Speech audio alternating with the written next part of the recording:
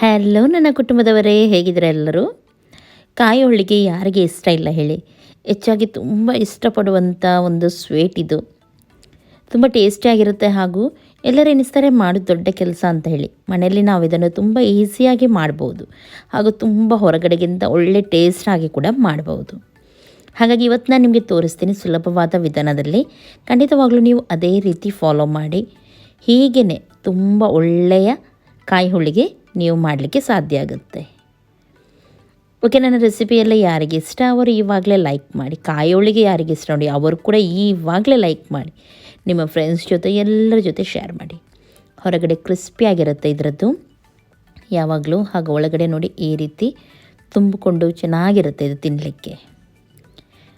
Okay, ಇವಾಗ ನಾನು ನಿಮಗೆ ತೋರಿಸ್ತೀನಿ ಯಾವ ರೀತಿ ಇದನ್ನು ಮಾಡಬೇಕು ಹಾಗೂ ಇದಕ್ಕೆ ಏನೆಲ್ಲ ಬೇಕಂತ ಹೇಳಿ.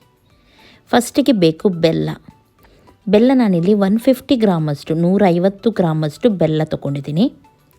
ಆಮೇಲೆ ನಾನಿಲ್ಲಿ ಪಾಪಿ ಸೀಡ್ಸ್ ಹೇಳ್ತಾರೆ ಅಂದರೆ ಗಸಗಸೆ 1 ಟೇಬಲ್ ಸ್ಪೂನಷ್ಟು ತೊಗೊಂಡಿದ್ದೀನಿ. ನೆಕ್ಸ್ಟ್ ಇದಕ್ಕೆ ಕಾಯಿ ತುರಿ ಬೇಕು. ಕಾಯಿ ತುರಿ ನಾನಿಲ್ಲಿ ಮೀಡಿಯಮ್ ಸೈಜ್ ಕಾಯಿ ಇರುತ್ತೆ ನೋಡಿ, ಅದನ್ನು ಫುಲ್ ತೊಗೊಂಡಿದ್ದೀನಿ. ಅಂದರೆ ಒಂದು 3 ಕಪ್ಪಷ್ಟು ಇರ್ಬೋದು. ಫಸ್ಟಿಗೆ ನಾವಿಲ್ಲಿ ಗಸಗಸೆಯನ್ನು ಸ್ವಲ್ಪ ಫ್ರೈ ಮಾಡಲಿಕ್ಕೆ, ಕೆಲವರು ಫ್ರೈ ಮಾಡದೆ ಕೂಡ ಹಾಕ್ತಾರೆ, ಆದರೆ ಸ್ವಲ್ಪ ಫ್ರೈ ಮಾಡಿ ಹಾಕಿದರೆ ಚೆನ್ನಾಗಾಗುತ್ತೆ ಇದರ ಟೇಸ್ಟ್. ಹಾಗಾಗಿ ಸ್ವಲ್ಪ ಇದು ಪಟಪಟ ಎನ್ನುವವರೆಗೂ ಫ್ರೈ ಮಾಡಿ ತೆಗೆಯೋಣ. ನೋಡಿ ಇವಾಗ ಸ್ವಲ್ಪ ಕಲರ್ ಚೇಂಜ್ ಆಗಿದೆ. ಇವಾಗ ನಾನು ಇದನ್ನು ತೆಗೆದು ಸಪ್ರೇಟಾಗಿ ಇಡ್ತಾಯಿದ್ದೀನಿ. ಓಕೆ, ಇವಾಗ ಅದೇ ಪಾತ್ರೆಗೆ ನಾನು ಬೆಲ್ಲವನ್ನು ಹಾಕ್ತಾಯಿದ್ದೀನಿ. ಬೆಲ್ಲ ನಾವಿಲ್ಲಿ ಪಾಕ ಮಾಡಲಿಕ್ಕೆ ಉಂಟು. ಪಾಕ ಅಂದರೆ ಎಸಳೆಲ್ಲ ಬರಲಿಕ್ಕಿಲ್ಲ, ಕರಗಿಸಲಿಕ್ಕೆ ಅಷ್ಟೇ. ಹಾಗಾಗಿ ಬೆಲ್ಲವನ್ನು ಹಾಕಿ 1 ಕಪ್ಪಷ್ಟು ಅದಕ್ಕೆ ನೀರನ್ನು ಹಾಕಿ ಇದನ್ನು ಕರಗಿಸ್ತಾ ಇದ್ದೀನಿ. ಇಲ್ಲಿ ನಾನು ಇನ್ನೊಮ್ಮೆ ಹೇಳ್ತಾ ಇದ್ದೀನಿ, ನಾವು ಪಾಕ ಮಾಡಲಿಕ್ಕಿಲ್ಲ, ಗಟ್ಟಿ ಮಾಡಲಿಕ್ಕಿಲ್ಲ. ಹಾಗಾಗಿ ನೋಡಿ ಸ್ವಲ್ಪ ನೀರಾದರೆ ಸಾಕು. ಇದು ತುಂಬ ಹೊತ್ತು ಇದನ್ನು ಕುದಿಸಲಿಕ್ಕೆ ಹೋಗಬೇಡಿ.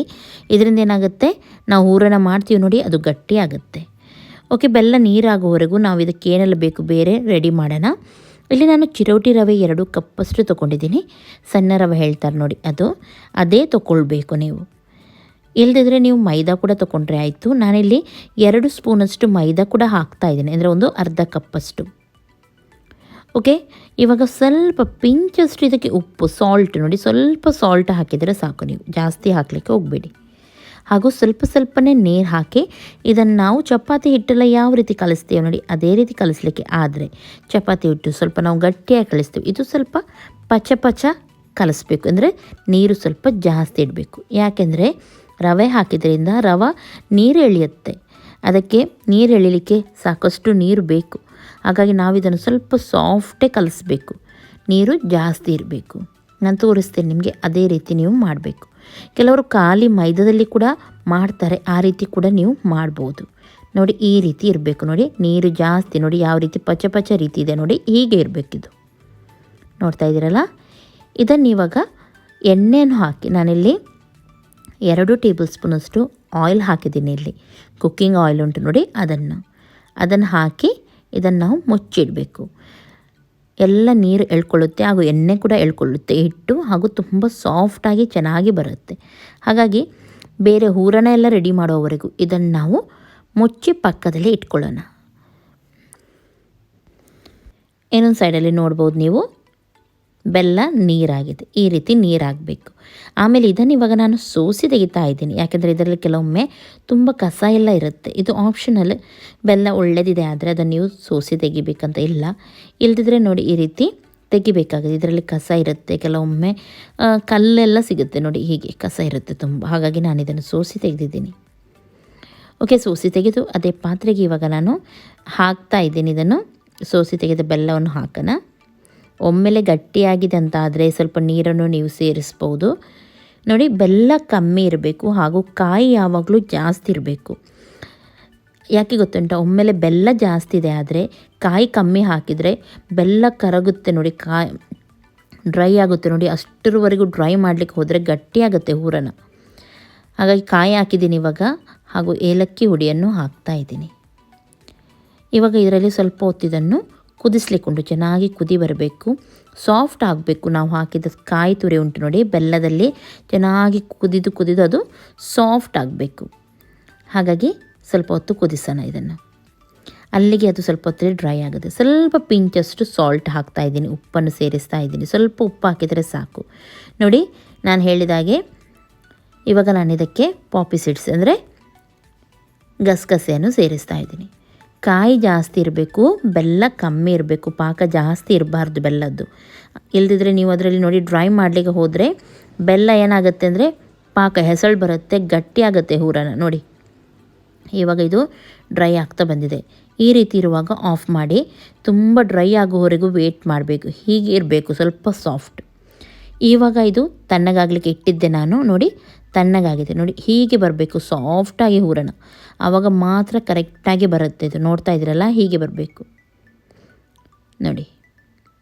ತುಂಬ ಹೊತ್ತು ನಾವು ಬೆಲ್ಲದಲ್ಲೇ ಕುದಿಸ್ತಾ ಹೋದರೆ ಏನಾಗುತ್ತೆ ಅಂದರೆ ಪಾಕ ಆಗುತ್ತೆ, ಬೆಲ್ಲ ಗಟ್ಟಿ ಆಗುತ್ತೆ. ಹಾಗಾಗಿ ಕಾಯಿ ಜಾಸ್ತಿ ಹಾಕಿದರೆ ಈ ರೀತಿ ಸಾಫ್ಟಾಗಿ ಬರುತ್ತೆ ನೋಡಿ. ಹೀಗೆ ನೋಡಿದ್ರಲ್ಲ, ಇದೇ ರೀತಿ ಇವಾಗ ಇದು ಲಿಂಬೆಗಿಂತ ದೊಡ್ಡ ಗಾತ್ರದಲ್ಲಿ ನಾವು ಉಂಡೆ ಅನ್ನೋದು ಮಾಡಬೇಕು. ಹೀಗೇ ಎಷ್ಟು ಉಂಟು ನೋಡಿ ಉಂಡೆ ಮಾಡಿ ಇಡೋಣ. ಓಕೆ, ಇವಾಗ ನಾವು ಹಿಟ್ಟಿನ ಕಡೆಗೆ ಹೋಗೋಣ. ಹಿಟ್ಟು ನೋಡಿ ಎಲ್ಲ ಎಣ್ಣೆ ಎಳ್ಕೊಂಡಿದೆ. ನೋಡಿ ಎಷ್ಟು ಸಾಫ್ಟಾಗಿದೆ, ನೋಡ್ಬೋದು ನೀವು. ಈ ರೀತಿ ನಮಗೆ ಬರಬೇಕು. ರವೆ ಎಲ್ಲ ಚೆನ್ನಾಗಿ ನೀರು ಎಳ್ಕೊಂಡಿದೆ ನೋಡಿ. ಹೀಗೆ ಒಮ್ಮೆಲೆ ನೀವು ಹಾಕಿದ ನೀರು ಜಾಸ್ತಿ ಆಯಿತು, ಈ ರೀತಿ ಆಗಲಿಲ್ಲ ಅಂತಾದರೆ ಸ್ವಲ್ಪ ನೀವು ಮೈದಾ ಹಿಟ್ಟನ್ನು ಸೇರಿಸ್ಬೋದು.